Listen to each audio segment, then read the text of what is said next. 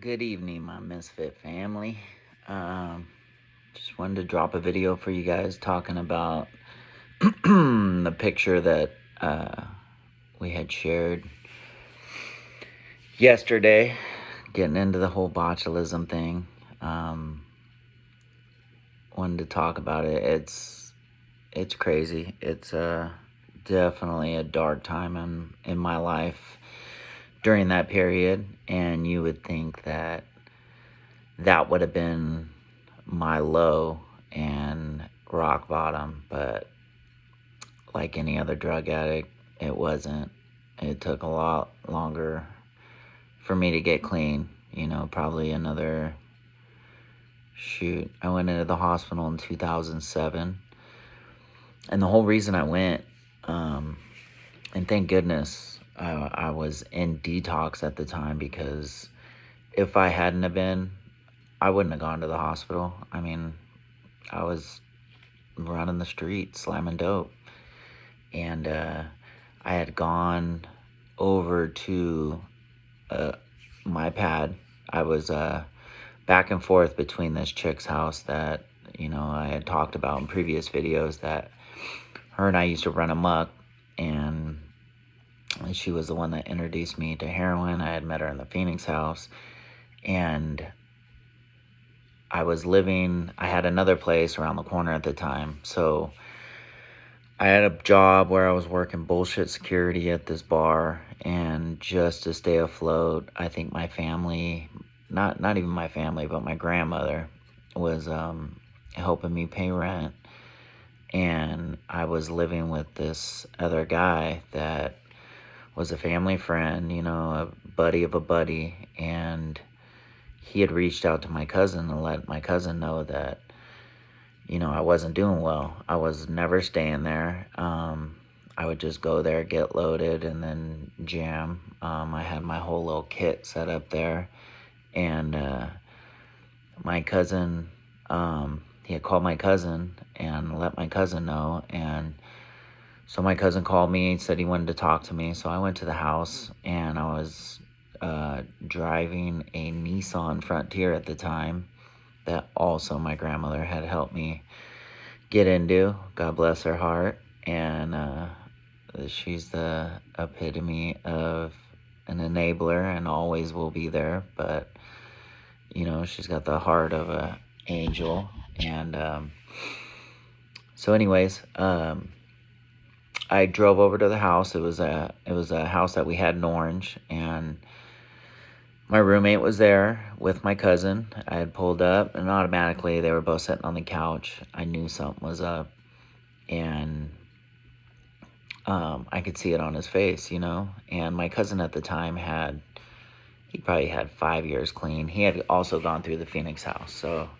that's my connection with the Phoenix house, and how I was able to get in there. But anyways, he had a friend or somebody that they had a spare key to my truck. So when I pulled up to the house and I walked in, and automatically somebody else was outside taking my truck just so I couldn't run, because that was my MO. I was a runner. You ain't holding me down. You can't keep me. And he had told me, he'd sat me down, and he had pulled out my stash. He pulled out my whole shooting gallery of needles and spoons and lighters, and it was kind of sad too, because the area I used to get high in up in my room, I had like a whole collage of pictures of me and my dad, my brother, just all right there. So when I would get loaded, that was the first thing I saw. And I don't know if subconsciously, I don't know if I had it there. I never thought of it as anything, but my cousin brought it up when he had told me that, he knew I was getting loaded, and he had found that. And so he had said that he was going to take me to a detox center. And at the time, I wasn't ready, I had already gotten up to leave to go get my truck and jam. And he said, don't even worry about it. Don't try it because your truck's not out there. Somebody had already taken it. And I don't know, something inside me. I think it was the part I was scared mostly about was getting sick. Nobody wants to get sick when they're kicking. And how he got me was, he said it would be a medical detox, that they would do Suboxone and they would get me off. So I went to the medical detox with him. He already had a bag packed. For me. I went to the detox. It was called Orange County Detox. It was over and off Harbor Boulevard in Orange County. And, right when I went in, I don't know if I was ready, but I was optimistic because I don't know. There's something about, like, that first night in jail, that first night in rehab. Like, I get like an overwhelming like sense of calmness because I feel like I don't have to fight anymore. That everybody knows where I'm at. My family knows where I'm at. I don't have to worry about where I'm gonna wake up and get dope from. I know I'm like stuck there, and I know I'm not going anywhere. At least for a while. And that first night in the detox, it was the same thing. I had this overwhelming sense of calm. Like, okay, everybody knows where I'm at. This is a fresh start. I don't have to hide anymore. I don't have to lie anymore. Everything's out there. And I was pretty optimistic, and in the detox, I had met this old man that he used to run around out in Utah. And he said when he was out in Utah, he would dress up like a doctor and just straight. And he said this was like back in the 80s, but he would walk straight into the hospitals, put on a doctor's coat, name tag, everything, glasses, and walk in and just act like he was a doctor and get access to the pharmacy in the hospital. And he said that he would go in, he would get liquid morphine, Dilaudid, he'd even get liquid cocaine. And the liquid cocaine, he said he would just shoot up. He said they used it for a numbing agent. Well, I had never heard of liquid cocaine, but I remember him telling me that, and I was like, I gotta get my hands on some of that shit, because that was my thing, was speedballs. I would, the speedballs, man, they give me that rush, and I would, the best analogy I had for it was I'd blast off to the moon and parachute back down. That was the feeling. That's the best feeling that I could describe to somebody. But anyways, so I met this guy in detox, and he kind of took me under his wing. He had been there for, a couple weeks. And, he had some family locally that would come and visit him. And I had made friends with another cat in there. And, this other cat, he had a buddy that would always come and visit him, and he was, a pretty high-ranking member in Peni, and that's a local skinhead gang out here. And he would come visit him, and I wouldn't have anybody visiting me that day, so I'd sit with them. And I remember looking up to these guys like, I don't know, something intrigued me by that stature of, like, oh my God, he's a high-ranking member of a skinhead gang, and looking back on it, it's like, who gives a crap, like, that shit is,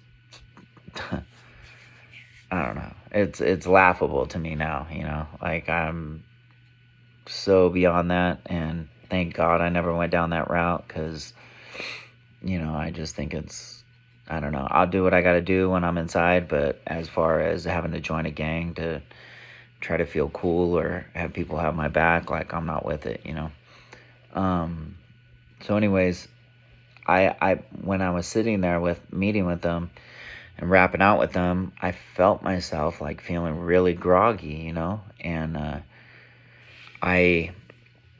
we're going to a meeting that night, and this is the first time, and I have like 20/20 eyesight, I never had a problem with anything that had to do with my eyesight. And I remember we went to this meeting. It was at a church over off the 55 freeway.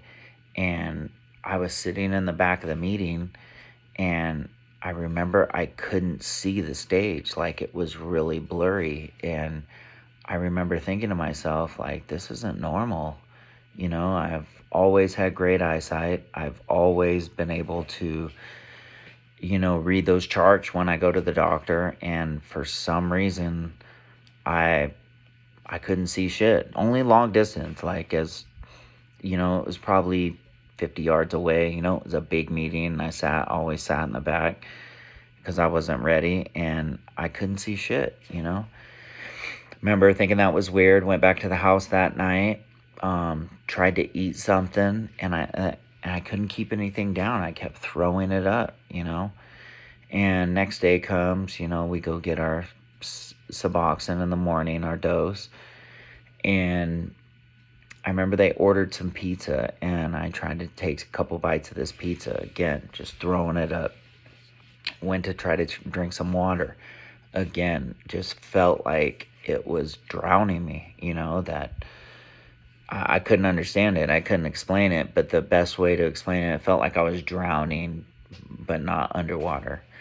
And I remember laying down that night, and actually I called my mom, and I had talked to her on the phone, and I remember her asking me, and I felt like my tongue was really, really heavy, and I was like slurring my words, and I remember her asking me if I was getting loaded, because she said it sounded like I was high. And I always had to feel validated, even especially when I wasn't getting loaded. It was like, man, I really got to let them know I'm not. So I put the director of the program on the phone, and he, vouched for me. And I remember this guy giving me some sleeping pills that night because I hadn't slept. It was every time I'd lay on my back that I felt like I was drowning. I don't know if it was the saliva going down my throat. Like, that's how bad it was. I couldn't even keep saliva, like, from making me feel like I was choking. So I remember the next day, it was worse in the morning. So they decided to take me to the hospital. They decided to take me to Hoag Hospital. And they took me to Hoag. I had a shadow with me.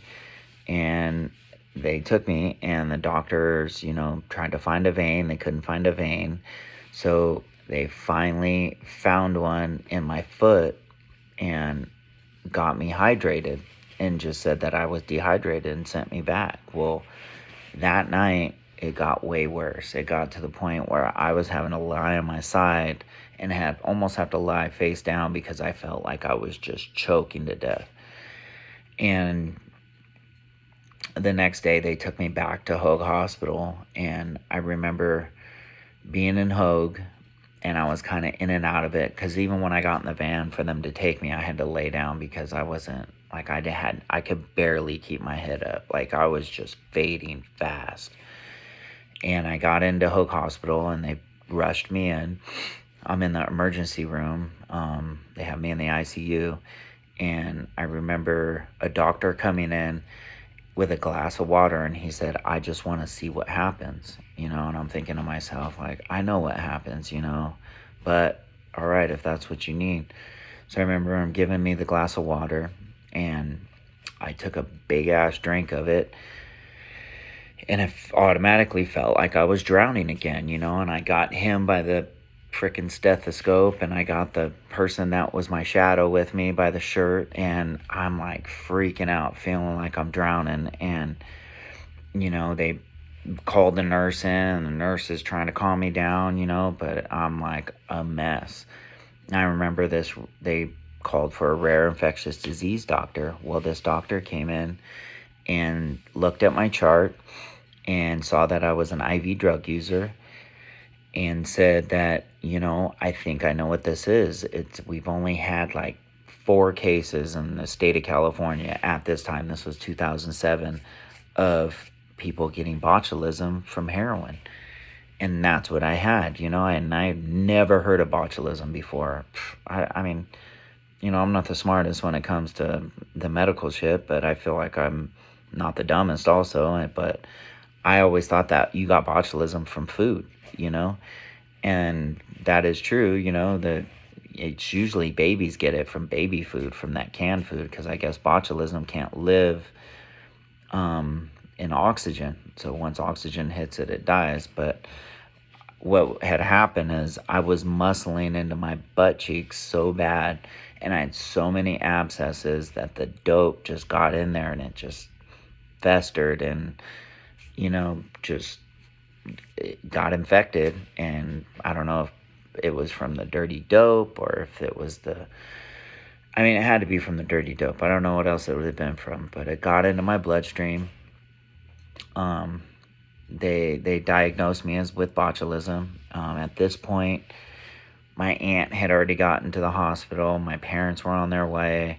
And that was the greatest thing about my family, that no matter what I've done and running and gunning on the streets and robbing and stealing from them and taking money out of their change jar, that my family never kept score. They were always there. They were always there, no matter what. And, call it enabling, call it what you want, but they would get to the point where they'd cut me off. But when I hit my rock bottom, or what they thought was my rock bottom, they were there to help pick me up. And that's what happened. They took me in, put me in an MRI. I couldn't even be in the MRI longer than 2 minutes because I felt like I was choking again. And especially being in that confined space, it was freaking me out. So they brought me into the ICU again. And I remember at this point, everything had shut down on me. I was in pain. They had me on Dilaudid. Somehow they found a vein, but the vein kept collapsing. So they were just pumping me full of morphine and Dilaudid.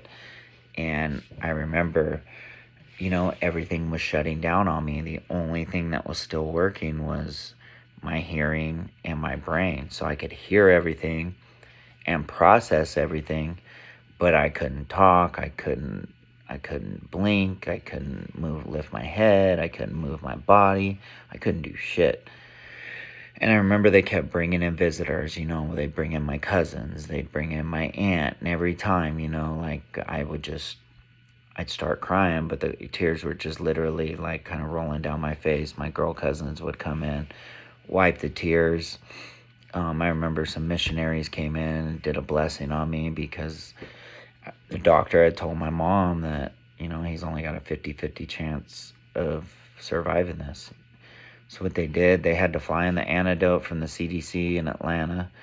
They bring it in by armed guard, and they administer it to you, and your body either takes it or rejects it. And, it's only a matter of time before, they know if that's the case. And my body, thank God, accepted it. And I just remember the last thing my mom telling the doctor was, I don't want to see my son in pain. Do whatever you got to do. So they put me in an induced medical coma. And when you're in a medical coma, I think I was in it for a couple weeks, you're almost kind of in and out, it's like one big long dream, and it feels like it, a day or two has gone by. In all actuality, a couple weeks have gone by. But I remember at this point, they had taken the tubes out of my throat because they can only keep the tubes down your throat for so long. And it starts to damage your vocal cords, And that's when they did the tracheotomy. And that's what that scar is there. I don't know if you can see. It's also the tattoo that I got on my 1 year of sobriety. Everybody loves a comeback, name of the channel. So again, that's when I had my tracheotomy, and that was the start of my battle to get back. And when they came in, they took the tubes out, they cut my throat open, they put the trach in, and induce the coma again. And I will go into the following part of the hospital and how I bounced back and what I was doing in the hospital. I had visitors coming in, like shit I was doing to get the doctors to give me more dope. And, I'll talk about my whole hospital stay because it was 57 days. And what happened when I got out, I'll talk about all that on the next video. I just wanted to drop something for you guys tonight. I said I would.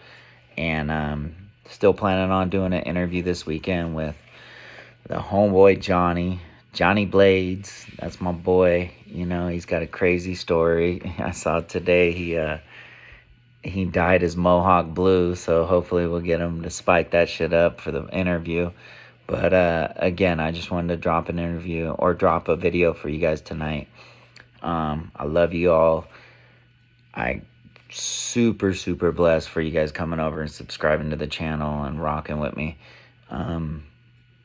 Yeah, I'm learning as I go, so bear with me, please bear with me. But yeah, I'll show you the rest of my scars and all the crazy shit that happened to me. That that whole crazy story of being through Hoag Hospital. 57 days wasn't easy, but I'm exhausted, man. I've been up since 4:15 this morning to drive 2 hours to get to work, then came home, worked out. So, go ahead and feel free to comment. Let me know. I try to read the comments. I try to get back to you guys. Again, like, I'm doing this to not only better my sobriety and help me out with my sobriety, but to hopefully touch one of you guys and help you guys through whatever it is you guys may be going through. So any questions you got, I'm going to try to figure out this IG live or this YouTube live thing. I have a new person that's helped me with the channel, and she's gonna get it toned in and dialed in, and she's a gangster. So I appreciate you from the bottom of my heart. I appreciate all of you, and I hope you guys all have a good night. Later.